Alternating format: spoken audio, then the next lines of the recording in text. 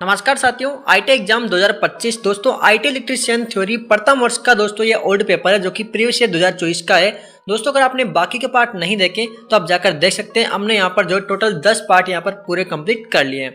ये अपना 11वां पार्ट है दोस्तों। इसमें क्या होता है, 4 पार्ट में आपका यहाँ पर जो है पेपर होता है। इसमें थ्योरी के होते हैं 38 क्वेश्चन, ठीक है, 38 क्वेश्चन थ्योरी के होते हैं और साथ ही आपके वर्कशॉप कैलकुलेशन यानी कि मैथ के होते हैं आपके 6 क्वेश्चन, ईडी यानी कि इंजीनियरिंग ड्राइंग के होते हैं आपके 6 क्वेश्चन और 25 क्वेश्चन आते हैं आपके एम्प्लॉयबिलिटी स्किल्स के, ठीक है। तो इस हिसाब से आपका यहाँ पर पेपर होता है। तो शुरू करते हैं बिना किसी देरी के। नमस्कार साथियों, मैं इंद्रराज गौड़ स्वागत करता हूँ आपके अपने YouTube channel ITI jobs IG पर। दोस्तों आप यहाँ पर देख सकते हैं पहला क्वेश्चन है, उच्च दाब सोडियम वाष्प लैंप परिपथ में लीक ट्रांसफार्मर का क्या कार्य होता है। तो प्रारंभ में उच्च वोल्टेज देना। छात्र जो चौक होती है वो स्टार्टिंग में क्या करती है, एक तरीके से यहाँ पर जो है प्रारंभ में उच्च वोल्टेज को यहाँ पर देती है, ठीक है। अगला क्वेश्चन है, शुष्क सेल में धनात्मक इलेक्ट्रोड के रूप में क्या प्रयोग किया जाता है। तो शुष्क सेल होता है उसमें क्या करते हैं, कार्बन करते हैं, ठीक है। नेक्स्ट क्वेश्चन, नए घरेलू वायरिंग इंस्टॉलेशन के इंस्टॉलेशन का परीक्षण करने के लिए किस उपकरण का उपयोग किया जाता है। दोस्तों यहाँ पर राइट आंसर होगा आपका मेगर। नेक्स्ट क्वेश्चन है, फेज अनुक्रम मीटर का उद्देश्य क्या होता है। यहाँ पर फेज अनुक्रम जो उद्देश्य होता है मीटर होता है उसका यहाँ पर क्या यूज होता है। तो यहाँ पर राइट आंसर होगा आपका 3 फेज प्रणाली के चरण अनुक्रम को इंगित करने के लिए यहाँ पर इसका प्रयोग किया जाता है। नेक्स्ट क्वेश्चन,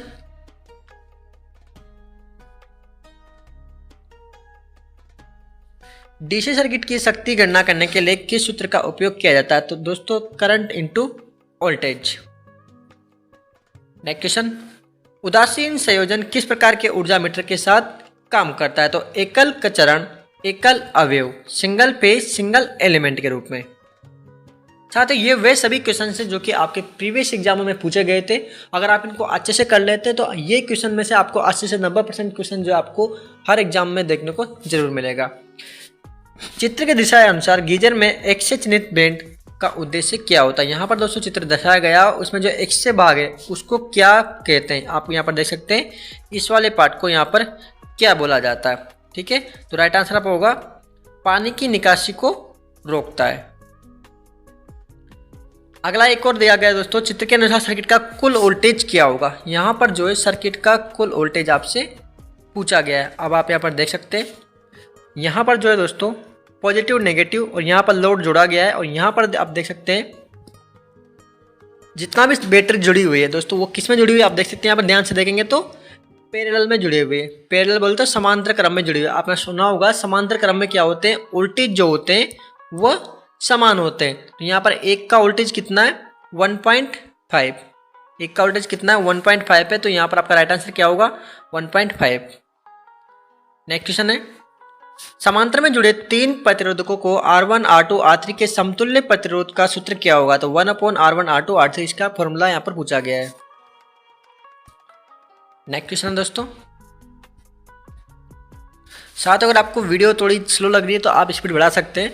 सर्किट में कुल कैपेसिटेंस मान की गणना कीजिए। साथ ही यहाँ पर क्या देख सकते हैं आप, यहाँ पर दोस्तों कैपेसिटर देंगे 3, ठीक है। ये किस में जुड़े हुए हैं आपके, आप देखेंगे तो सीरीज में जुड़े हुए हैं। तो इसका फॉर्मूला क्या होता है, सीरीज में जुड़े हुए हैं तो आपको समांतर का इसमें सूत्र लगाना है। कौन सा समांतर, रेजिस्टेंस का समांतर। तो यहाँ पर आपको एलसीएम लेना है। सबसे बड़ी संख्या क्या है आपकी, एलसीएम 30 और 10 है। तो 30 आपका यहाँ पे एलसीएम आ जाएगा। बटा में क्या करना है, 30 का भाग देना है 30 में तो 1 बार जाएगा, प्लस करना है। 10 का भाग देना है 30 पे 3 बार जाएगा, प्लस करना है। 30 का भाग देना है 30 में 1 बार जाएगा। तो 30 बटा कितना हो जाएगा 5, राइट आंसर 6। तो यहाँ पर आपको देख सकते हैं ऑप्शन में आपको 6 मिल जाएगा, ठीक है। अगला क्वेश्चन है, परिपथ में प्रवाहित धारा का मान क्या होगा। परिपथ में प्रवाहित विद्युत धारा का मान क्या होगा। यहाँ पर आप देखेंगे 12 वोल्ट की बैटरी है और 6 ओम का रेजिस्टेंस है, ठीक है। तो यहाँ पर धारा क्या होगी 2 एम्पीयर आपका जो यहाँ पर राइट आंसर हो जाएगा। ये 2 एम्पीयर आपका राइट आंसर हो गया। कैसे हुआ आप यहाँ पर देख सकते हैं, V बराबर IR से आप यहाँ पर निकाल सकते हैं। V आपका जो है 12 है आपके पास और आपको जो है रेजिस्टेंस दिया हुआ है कितना 6, I आपसे पूछा गया है, ठीक है। तो I बराबर V/R हो जाएगा। तो 2 आपका राइट आंसर आ जाएगा। ये बिल्कुल सिंपल क्वेश्चन है दोस्तों, हमने सारे पेपरों में देखा होगा आपने, इस प्रकार के क्वेश्चन आपको जरूर देखने को मिला है, ठीक है। यदि घुमावों के बीच की दूरी बढ़ जाती है तो प्रेरकत्व का मान प्रभाव क्या बढ़ेगा, तो क्या होगा, घट जाएगा। अगला क्वेश्चन, यदि किसी चालक का अनुप्रस्थ कार्य क्षेत्रफल दोगुना कर दिया गया तो उसके प्रतिरोध के मान में क्या परिवर्तन होगा। उसका जो एरिया है क्रॉस सेक्शनल, उसको क्या कर दिया, यहाँ पर दुगना कर दिया है, तो उस पर क्या प्रभाव पड़ेगा, तो वो 2 गुना घटता है, ठीक है, 2 गुना घट जाएगा। चाल कुंडली मीटर के एक समान पैमाने पर होने का क्या कारण होता है, विचलन बलागुण धारा के अनुक्रमणपाती होता है, विचलन बलागुण धारा के अनुक्रमणपाती होता है।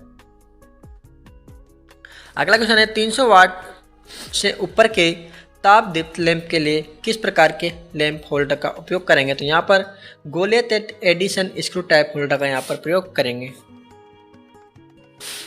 अगला क्वेश्चन है, एक निरपेक्ष उपकरण कौन सा है, तो यहाँ पर स्पर्श रेखा गैल्वेनोमीटर।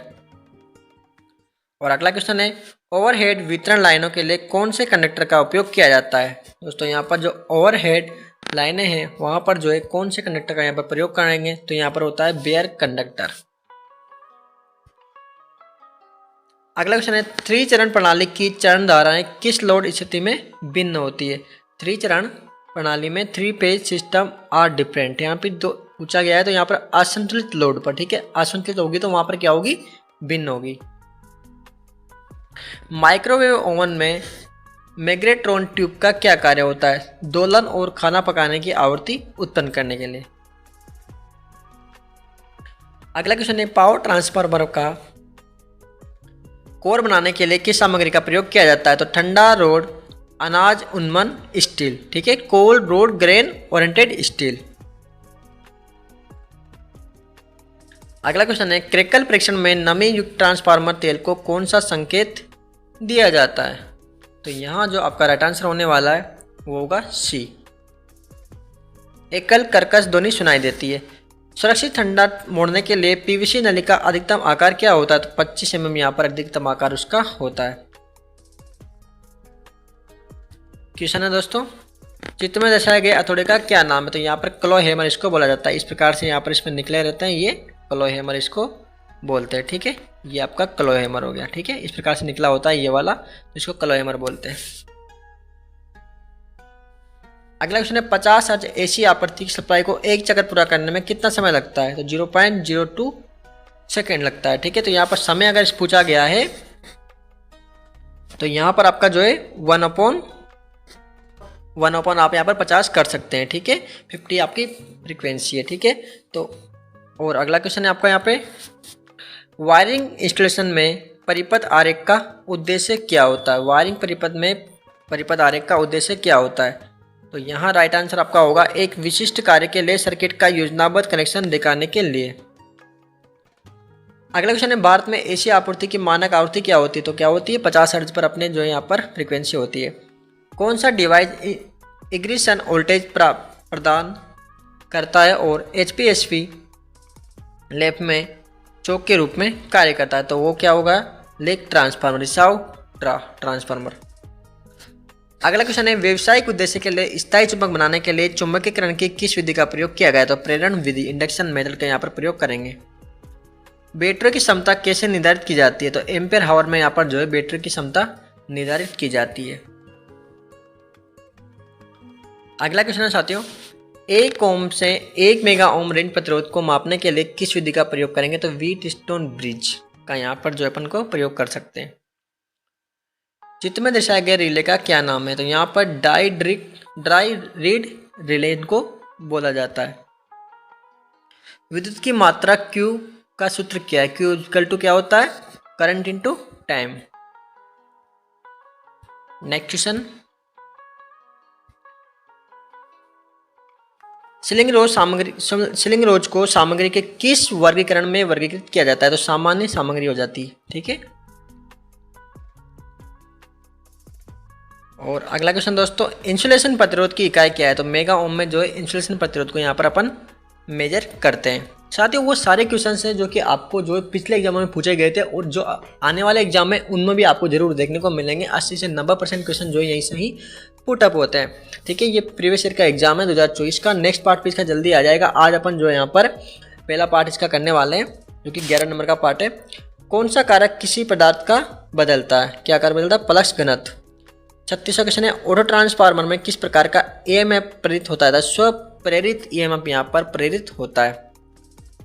अगला क्वेश्चन है भू प्रतिरोध का मान कम करने के लिए किस विधि का प्रयोग किया जाता है? तो भू प्रतिरोध का मान जो है कम करने के लिए आपको किस विधि का यहाँ पर प्रयोग करना होगा? मिट्टी के गड्ढे में समय समय पर पानी डालते रहना चाहिए। अगला क्वेश्चन है धुएं से सुरक्षा के लिए किस व्यक्तिगत सुरक्षा उपकरण पीपीई का उपयोग करेंगे? धुएं से क्या आपका श्वास यंत्र, श्वासन यंत्र होता है दोस्तों, उसको यहाँ पर अपन लगा सकते हैं। साथियों हमने जो है थ्योरेटिकल पार्ट होता है जिसमें जो है 38 क्वेश्चन आते हैं, उसको यहाँ पर पूरा कर लिया। अगले पार्ट में अपन जो है 12 पार्ट होगा इसका, उसमें अपन करेंगे वर्कशॉप कैलकुलेशन जिसके 6 क्वेश्चन आते हैं और इंजीनियरिंग ड्राइंग जिसके भी 6 क्वेश्चन यहाँ पर देखने को मिलेंगे आपको। और इंजीनियरिंग आपका जो एम्प्लॉयबिलिटी है, एम्प्लॉयबिलिटी स्किल, उसके यहाँ पर 25 क्वेश्चन होते हैं, उन सभी को अपन जो है 12वें पार्ट में पूरा करेंगे। तो आए दोस्तों आपको वीडियो पसंद आएगी, आप जो भी साथी हो ITI कर रहे हैं तो उनके साथ वीडियो शेयर कीजिए, वीडियो अच्छी लगी तो वीडियो को लाइक कीजिए। मिलते हैं नेक्स्ट वीडियो में, तब तक के लिए जय Hind. Subscribe now and press the bell icon. Never miss an update.